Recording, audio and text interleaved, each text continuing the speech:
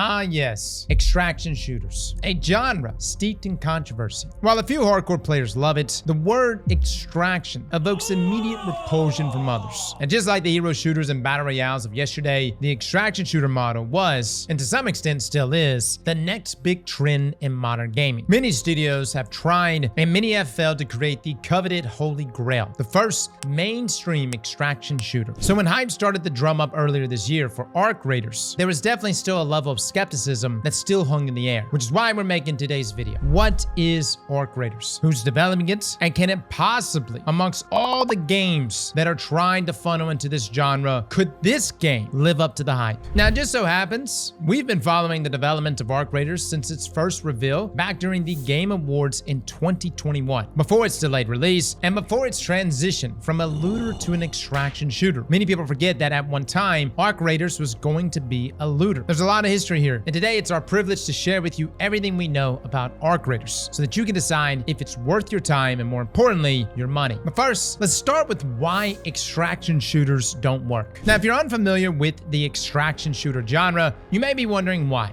Why do so many people despise these games? At the same time, why are there so many people that play the piss out of games like Escape from Tarkov, or Delta Force, or hell, one of our favorites, Hunt Showdown? To understand the nuance as to why, we first need to delve into the origin of the extraction shooter. It began almost 10 years ago with the launch of, get this, The Division. You see, The Division was really the first ones to do it. In 2016, this multiplayer action RPG threw players into the streets of the post-apocalyptic and snow-covered New York City. Now, while it was formerly considered a looter shooter, which is the main reason why we played it, the most valuable loot at one time was obtained in a region called the Dark Zone, a section of the map where PvP was enabled, and you can either team up or fight other players to extract your newfound gear. Now, The Division earned its fair share of criticism, but it was by no means a bad game. Hell, we played the piss out of it. And the Dark Zone was a unique system many players enjoyed. Yes, upon death, you would lose any gear you scavenged during your run, but all gear you brought with you from the outside was safe, creating high stakes that didn't jeopardize progression from previous sessions. And soon afterwards, this concept would inspire the core vision of an entire game genre. Then we have Escape from Tarkov, with its beta that released back in July of 2017. It became the defining title of the extraction shooter genre. All safeguards were removed. Players would queue into a PvPvE instance, and all of their gear was on the line. Successful extraction meant better gear for your next run, but death risked sending you back to square one. It was realistic, tactical, adrenaline-inducing, with intense combat that valued patience, awareness, as well as skill, with a dash of luck. It attracted a certain type of player, one that was comfortable with losing it all. But it was that same punishing environment that would destroy any chances of widespread appeal. Your average gamer doesn't gravitate to slow, methodical combat, and they certainly don't like to feel that their entire play session was wasted after a single bad run. Not only that, Tarkov is PC only, with a high upfront cost, and it isn't even available on Steam, at least yet. That's actually coming soon. So keep in mind, Tarkov, it's kind of amazing how much success that game has achieved while not even having access to the broader market. But this is also why so many people started making extraction shooters. They saw the market, and many tried to move in. Hunt Showdown, Battlefield, Hazard Zone, COD, DMZ, Marauders, Dark and Darker,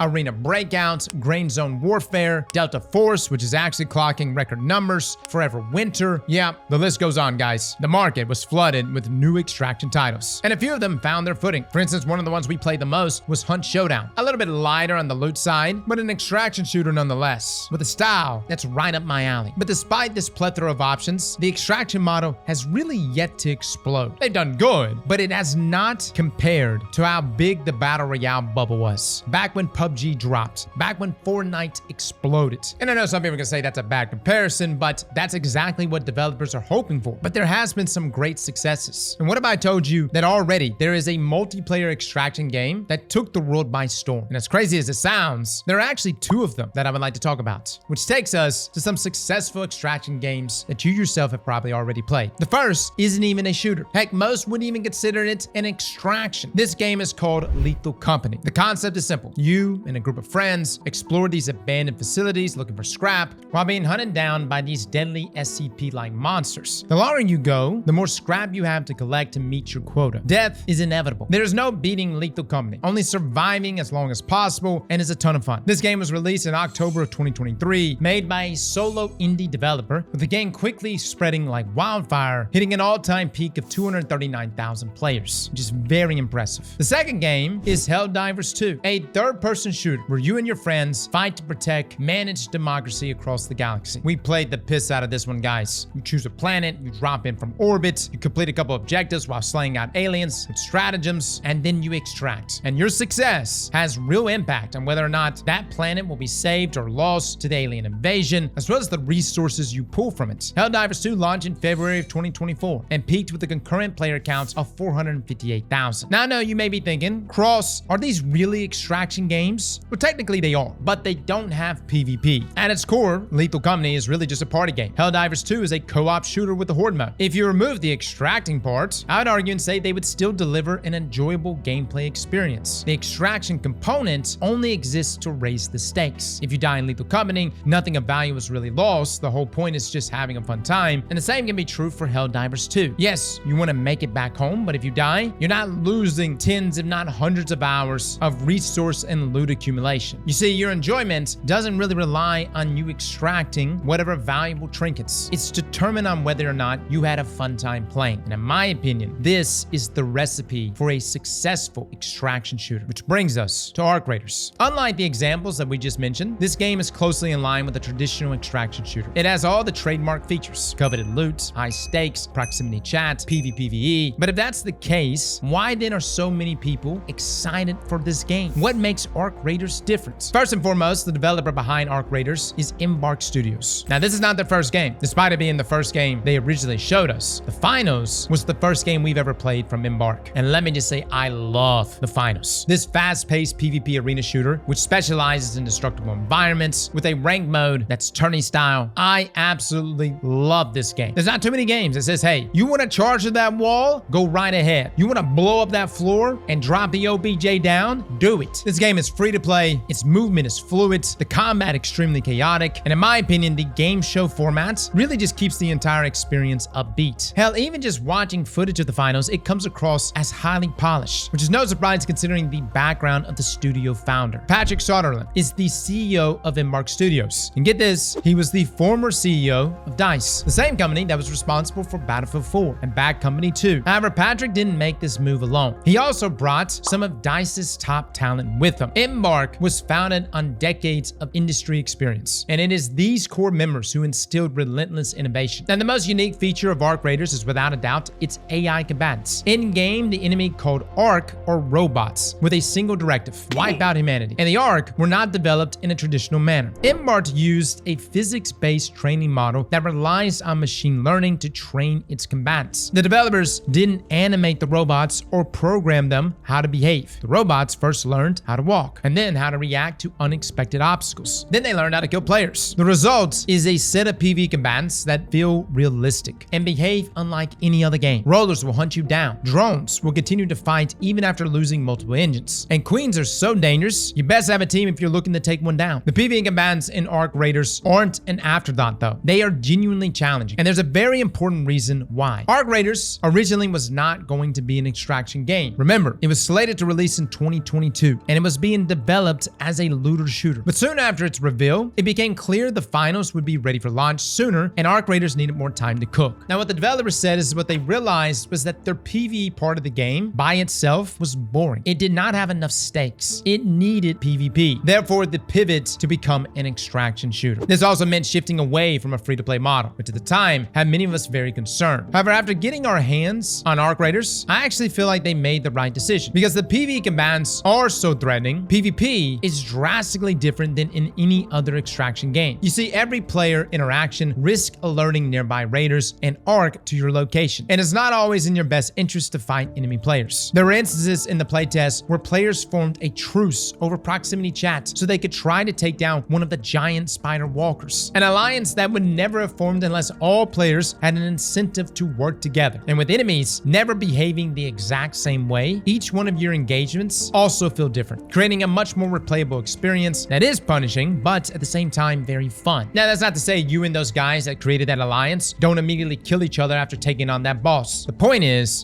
you have to create an alliance at times in order to take down PvE enemies, which makes for some very interesting scenarios inside of Arc Raiders. Now, similar to many games before it, Arc Raiders has methods to alleviate the eventual sting of a failed run. There are loadouts that you can buy, weapons you can craft, a meta progression skill tree, and even a roster that gives you materials over time. But most importantly, Arc Raiders has that element that has existed in other extraction games that might have been missing that PvP elements. And that is, it's just fun to play. I know many of us are very loot incentivized. We want good loot, we want it now. And obviously when we lose those things, it's terrible. But in the midst of absolutely getting bent over and having all of your gear taken from you, you have to stop and say, wow, these environments are beautiful. This game is fun to play. Enemy AI is challenging, yet they give me such a fresh take with each and every one of these engagements. And I'm gonna say this, one of the best things going for Arc Raiders is really its sound design.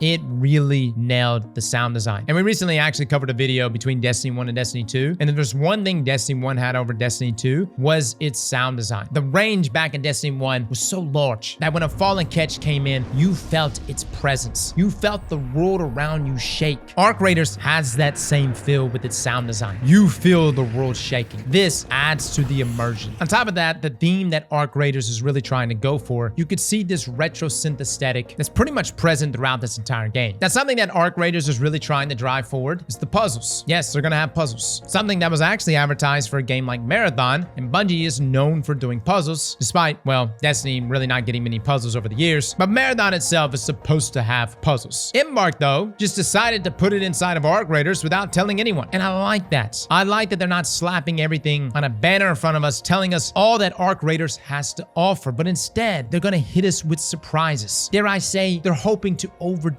Now, this over-delivery doesn't come without a cost. Matter of fact, Arc Raiders does have a $40 price tag, and it includes in-game monetization. However, based off of what we've seen from tech tests, it appears to follow the same model as Helldivers 2, offering players purchasable war bonds that can also be earned just from playing the game. And let me just say, Helldivers 2 and its monetization is completely fair and very reasonable. I would love it if Arc Raiders goes this route, as to me, this is one of the most acceptable monetization models for a live service game. These are the many reasons why so many are hyped for Arc Raiders. This is not a Tarkov clone. It also doesn't seem like Embark is just trying to chase the extraction shooter market, but rather set the new standard. I think one of the reasons why Arc Raiders does look so good, though, is because they set out to be a looter first. They developed the advanced AI combatants. They created the unique environments. They added the impeccable sound designs. It was only after the fact that they actually raised the stakes and added PvP, turning it into an extraction shooter. So while yes, many of you have stated in the past that you don't like extraction shooters, I do believe Arc Raiders is going to change some minds. And let me just say, I wasn't even a looter fan until Destiny. Destiny came along and said, hey, you're gonna like looters. And I did. And suddenly I was playing a ton of different looters because of Destiny. And that's really what genre-defining IPs do. Now, with all the glaze that I am laying on thick right now, there are still concerns for Arc Raiders.